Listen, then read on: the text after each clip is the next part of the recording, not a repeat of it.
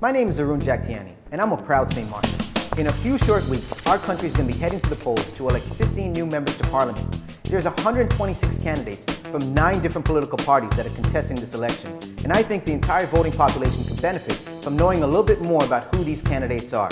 Over the next few days, I'm going to interview a few new faces and a few political veterans. So join me, St. Martin, and let's talk politics. Thank you for joining us on another episode of Talking Politics with Arun. I'm joined today by the number 14 candidate on the UP list, Miss Ling. No stranger to St. Martin, no stranger to those within the tourism industry here in St. Martin. Ling, it's a pleasure to have you here today. Thank you for being here today. Well, the pleasure is mine, and thank you for having me. So, Ling, you are a first-time candidate, first-time contesting the elections. Correct. What inspired you to, let's say, for this career change? Well, you know, I've been standing on the sidelines and, you know, with the whole instability of government now for the last 5 years, I mean, we're going now to a 6th government with snap elections in September 26. And this whole instability just, you know, I was tired of it, like many people are. Yes. And I decided, you know what, I'm gonna jump on the bandwagon, and I'm gonna be part of this. So instead of sitting on the sidelines and complaining, you decided to take action and jump into the fire, so to speak. Absolutely. Okay. Yeah. There's a lot of new faces on this election. There's 126 candidates. I'm still Yes. flabbergasted by that Me number. too. And it's hard to really see who's who, but we're seeing a lot of candidates that chose to go slightly different route, or a lot of new candidates that chose to go slightly different route than you and maybe start a new party or join a whole new party. Can you tell me a little bit about why you chose not to go that route and instead join a well-established powerhouse, let's say, Sure. although relatively new, the United People's Party? Yes, Arun, I was just going to say that because the United People's Party is still a young party. Yes. If you consider it's from the inception since 2010, that True. is only 6 years ago. So it is a young party. I decided to join them because I've always been behind the scenes from the inception. Okay. Working with the UP team, and then I decided, you know, their ideology and their vision. We have a leader that is a visionary leader, and because of that and the innovative way of thinking, I decided this is the party I want to be part of.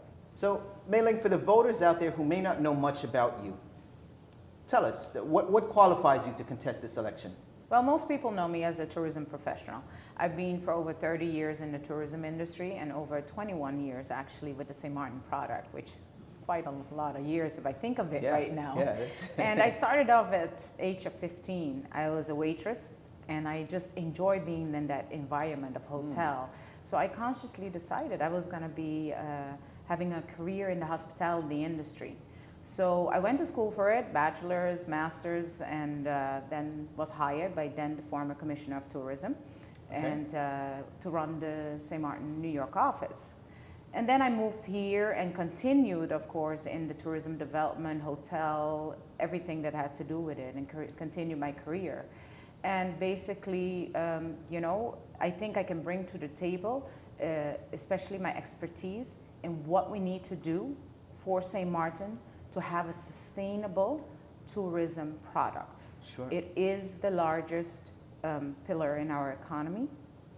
And, and if we preach that over 80% of our economy is tourism, then we need to start also acting and investing that same percentage in it.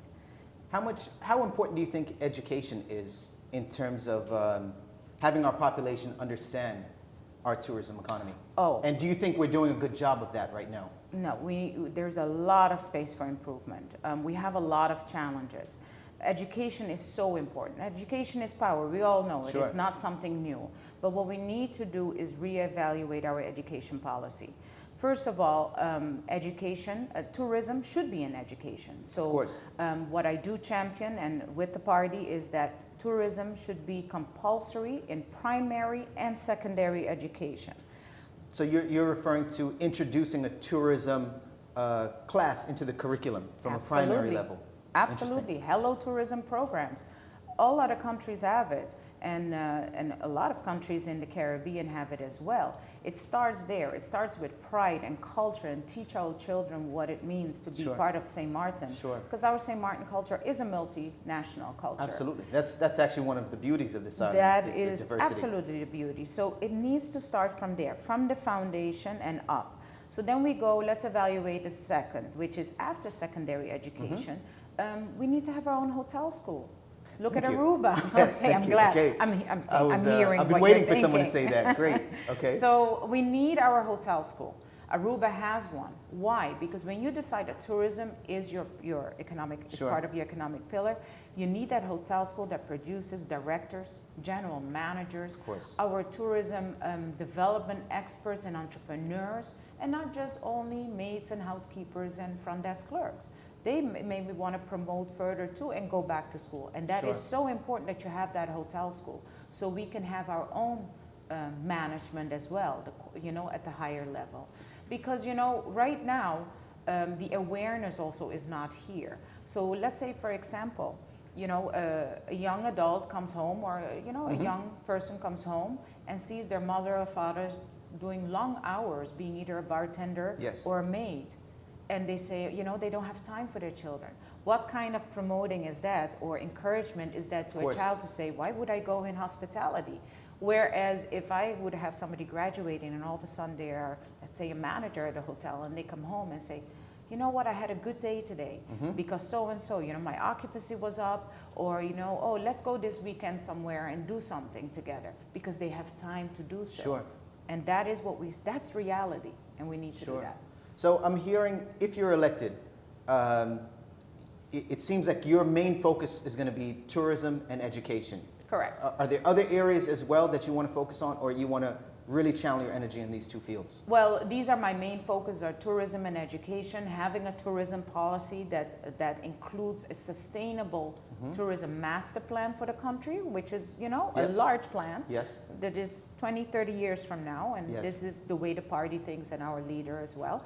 And as well as the education policy that has to become more innovative, include all students, and within that, we'll touch on environment. We will touch on youth identity and leadership, because that's where it comes from, where we have to start, with our youth. Sure. As well as aging population. So all of that is within that scope of my platform being tourism and education.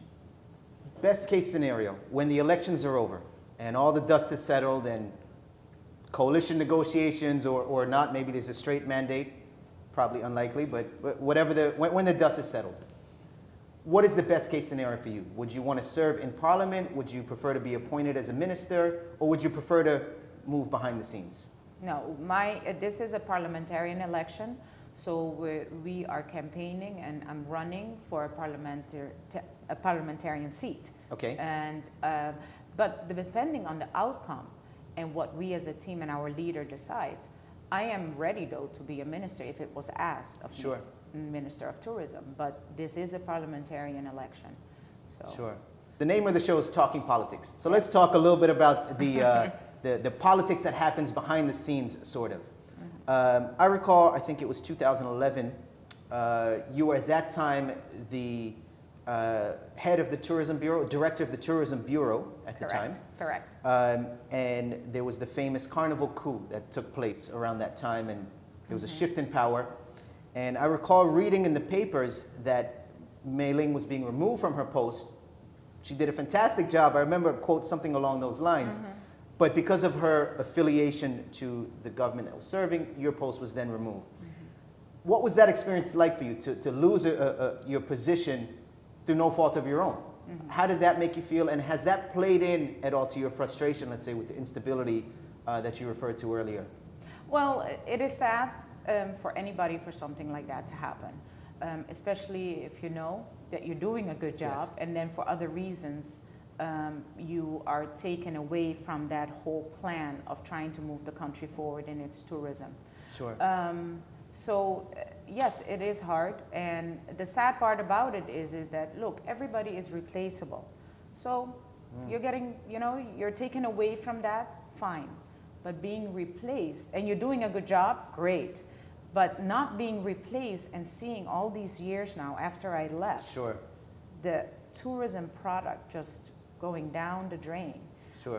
It is sad, and that is my frustration. Tourism is my passion, and I can see it, and I can see where we can be the leading destination, and that is my frustration. The frustration that it didn't continue.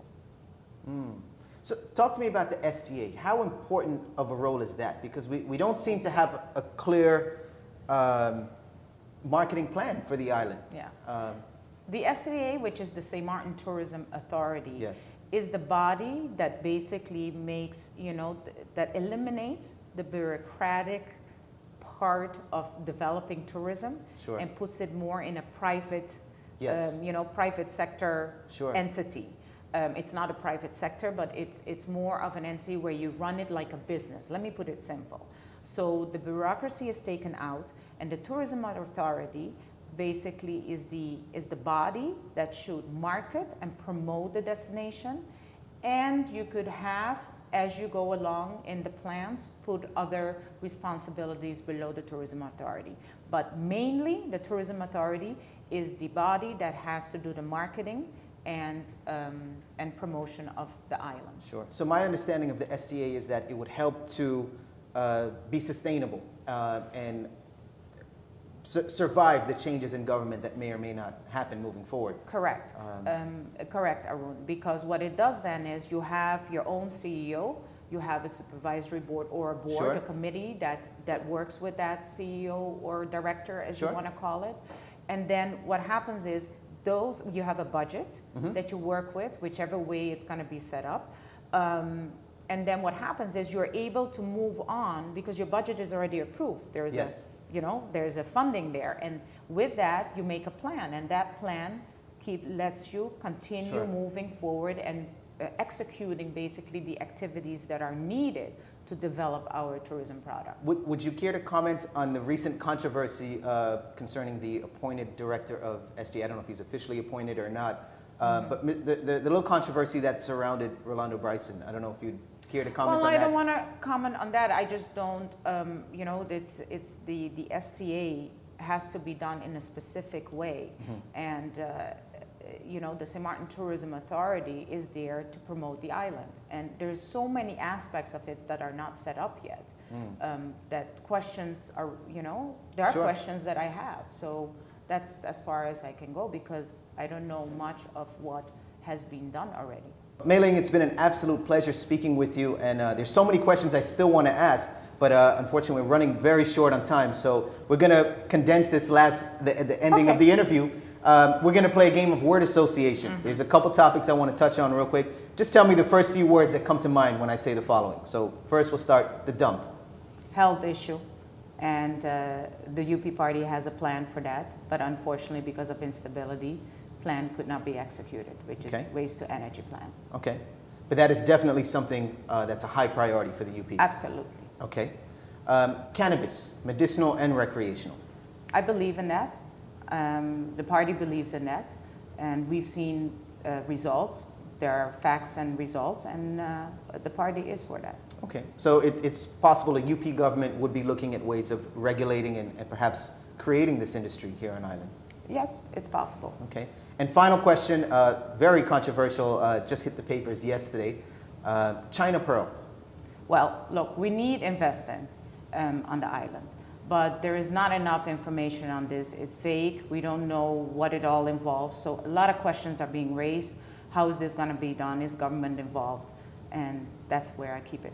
More information needed. Yeah. More information needed. Okay. Thank you so much, Mei Ling. It's been an absolute pleasure. I wish you the best of luck come September 26th. Good luck out there in the campaign trail. I know it's hard work, and keep doing what you got to do. And if you have any last messages you'd like to send out to the viewers, please take this moment to speak to the viewers out there. Arun, thank you so much for having me. It's been a pleasure. It was a pleasure for me as well. And to the audience, I am candidate number 14, Mei Ling Chun. Vote green, vote up, vote number 14. Thank you. Thank you, Mei Ling. A pleasure. Pleasure mine.